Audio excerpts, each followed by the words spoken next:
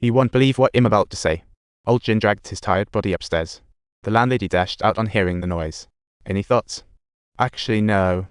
The landlady looked at the carpet soaked by Old Jin and said to him, and he was too scared to speak. He could only wait until he got back to unleash a torrent of complaints. If you're not going to the lab, just zip it. That's what I should have said. Just entering, the dog rushed over, grabbed the CD, played their favorite cartoon, lifting his spirits. After playing frisbee with the dog, he heard the landlady next door say, "Hey, purple man." The dog leaped onto the stool. Looking at the mask on the table, which kept making weird noises, he remembered it and picked it up to walk over to the mirror. Right, Wendy, we all wore masks. It really sounds silly, but it is indeed the truth, yes. Old Jin furrowed his brow as if he discovered something. A green light flashed by, and it seemed like he was under a spell. He lifted the mask to put it on, and it detached instantly, wrapping around his whole head. Old Jin was in agony, spinning in place as if he were about to undergo some transformation.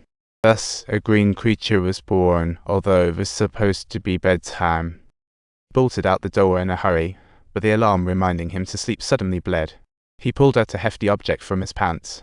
With a vengeful glint in his eyes, he took aim at the alarm clock and smashed it to pieces in just a few strikes.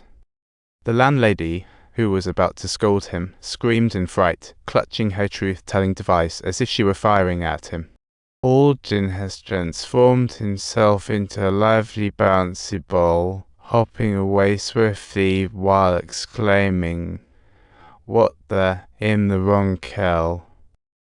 What the?" A passing driver honked at him crazily with no manners. This sparked his intense competitive spirit, so he pulled out another magical item, leaving the driver utterly astounded on the spot, and then walked away haughtily, sashing as if he didn't recognize anyone. A group of punks on the street tried to bully him, but hit a wall instead. He pretended to be scared and ran off, luring them to a quiet corner. He couldn't help but perform tricks for these lost kids, trying to spark their kindness. "There you go, son. Now get out of here. You're Hey, wow. Sorry, wrong pocket." He flipped around, and this little trick magically turned into a French bulldog. He handed out a tiny dog, tossed in a sweet date, then gave a slap, and before they knew it, produced a truth device that had these kids running all over the place. The kids yelled to go back home to find Mom, cripple. With these extraordinary powers, I could be a superhero, capable of anything. Then, empowered, Old Jin thought about doing some mischief and also teaching that car repair shop owner who bullied him a lesson about what true repair work was. As the sky brightened, Old Jin woke up, and everything from last night seemed like just a dream. He sighed, relaxing his tense expression, and smiled foolishly at the mirror, but suddenly a knock came at the door. Facing the police and the landlady's wild gestures, he realized all of this was, in fact, real, and could only play dumb to get by. Turning around, he realized he was going to be late and hurriedly got As he was leaving, he casually tossed the mask with horror magic out of the window, but it seemed it had chosen him. The mask spun in the air and flew back to him, and without it, Old Jin returned to his bashful self. As soon as he arrived at the bank, a co-worker rushed over with the newspaper for him to see. The newspaper showed his dream goddess, and seeing her photo, Old Jin wanted to hide in an abyss of insecurity. The boss saw him arriving late, greeted him with a kiss. A co-worker explained she was Old Jin's client. Old Jin gazed at the woman in the newspaper, listened to his boss, and agreed, thinking only an elite deserved her, not himself. But when he encountered the goddess once more, she surprisingly approached him first. "Are you there?" Turned out to be a spring dream. Looking at the goddess in the picture, Old Jin felt a wave of disappointment wash over him. At this moment, it seemed like a feeling in his heart beckoned him. He slowly walked to the mask, feeling that old thrill from the night before rise within him again. She yearned deeply to try once more, but unfortunately she was powerless to do so, as her inherently kind-hearted side surprisingly caused her to discard the mask.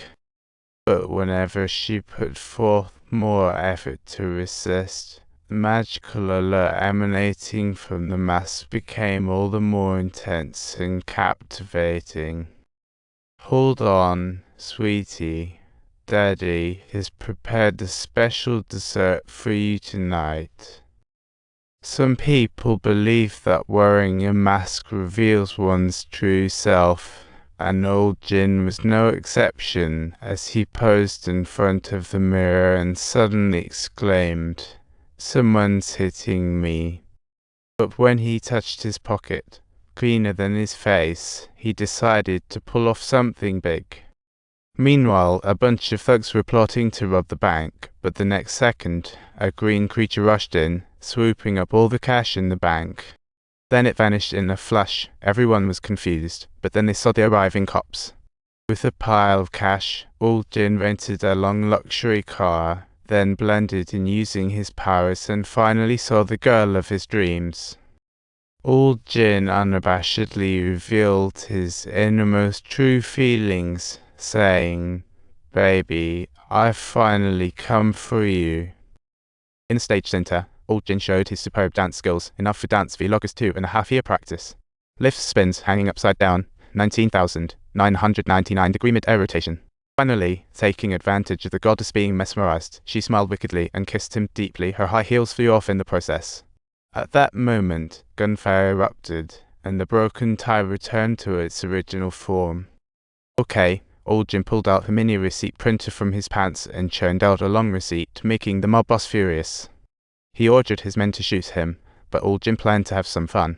He dodged all the bullets in the most bizarre ways, culminating in a spectacular rebound act. Then he fell into Alaka's arms, as if giving his final instructions, 9,981 things.